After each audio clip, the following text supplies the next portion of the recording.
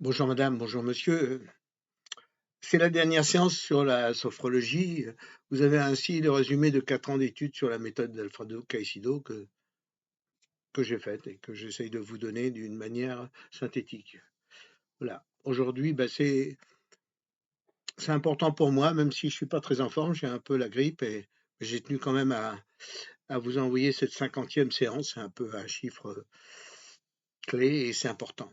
Voilà. Donc cette méthode résume toutes les techniques apprises. Qu'est-ce que c'est que cette 50e séance? C'est la construction d'une séance imaginaire circadienne, une journée complète, c'est-à-dire 24 heures circadiens, ça veut dire le jour et la nuit, hein. Donc c'est 24 heures, ça va du petit déjeuner au lendemain du petit déjeuner, avec tout ce que ça comporte. C'est une projection vers le futur, voilà, c'est une technique de futurisation où l'on imagine une journée complète, 24 heures, c'est ce que je viens de vous expliquer, que l'on avance dans le temps, où s'on projette à 1 an, 2 ans, 4 ans ou 100 ans. Voilà, parce qu'on est censé maintenant vivre au moins 100 ans ou un peu plus. En tout cas, c'est une projection qui permet de, de se projeter dans le futur comme la machine, au lieu de la machine à remonter le temps. Mais voilà. C'est une technique assez compliquée, mais très intéressante, donc pour mettre des balises à notre vie, à nos projets et au chemin de vie que nous voulons. Voilà. Ben, c'est sûr que quand on se projette, bon, on a des projets quand on a 10 ans, 15 ans, 20 ans, puis après quand on devient un jeune adulte, puis un adulte, on a des projets, et puis même on a un projet de vie, mais peut-être qu'on ne le suit pas, peut-être qu'on devient très heureux, donc on n'a peut-être pas besoin à ce moment-là de retrouver son projet d'enfance, mais si pour des raisons quelquefois difficiles à comprendre, mais que la conscience, par exemple, nous rappelle à ses devoirs, à nous dire, ben non, moi tu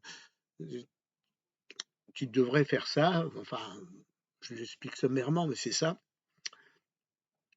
Eh bien, c'est un peu les balises de l'avion qui démarre sur la piste de Roissy ou d'Orly, ben, c'est un peu ça, voilà. Hein. Il faut bien démarrer votre avion à un moment donné, surtout quand on veut s'envoler vers des horizons nouveaux, vers des projets nouveaux, vers des aventures nouvelles. Et quelquefois, on a un petit peu peur, ou en tout cas, on n'ose pas. Voilà. Pour une fois, je ne vous donnerai pas le détail de cette technique, hein, car elle doit être faite par un sophrologue caïcédien, mais elle ressemble un peu à la technique de la sophro-acceptation progressive que nous avons vue, c'est-à-dire quand on passe un examen, se projeter après, avec en plus un travail de résonance des cellules avec des syllabes prononcées et des énergies principales dans le corps, epsilon, epsilon et omicron, c'est des énergies de la naissance de nos parents, l'énergie de la grossesse et puis aussi l'énergie de nos ancêtres. Je dirais pas les Gaulois, mais plutôt l'homme de Cro-Magnon. Voilà. Voilà, je crois que j'ai à peu près dit simplement ce que j'avais à dire. Donc, je vous rappelle, elle nous permet de mettre des petites lumières dans notre cerveau pour garder le cap. Parce qu'il y a aussi ça qui est important, c'est qu'en se projetant, enfin, moi, je le vis un peu comme ça, vous marquez dans votre cerveau l'empreinte de quelque chose que vous voulez faire dans le futur.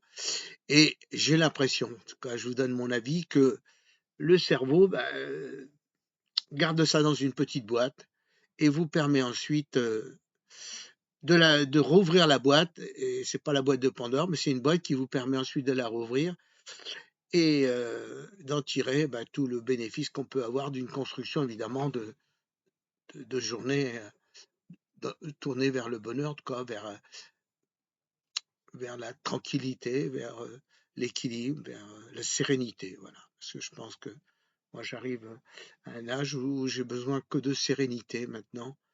Voilà, ma vie est faite, ou presque, en tout cas, j'en ai fait un bon morceau. Voilà. Maintenant, c'est à vous de la clé. Faites vos commentaires afin d'enrichir le débat. Je vous remercie. Et puis, on verra la semaine prochaine par quoi on va commencer. Peut-être par encore une nouvelle technique.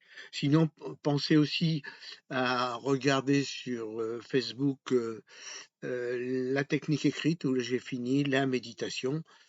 Mais on l'attaquera aussi peut-être encore sous un autre angle parce que c'est tellement important la méditation, je dirais que pour moi maintenant, qui ai vu quand même beaucoup de techniques, je voudrais de plus en plus me tourner vers une méditation de plus en plus profonde. Voilà. Type un peu yogi, j'irai pas dans un ashram.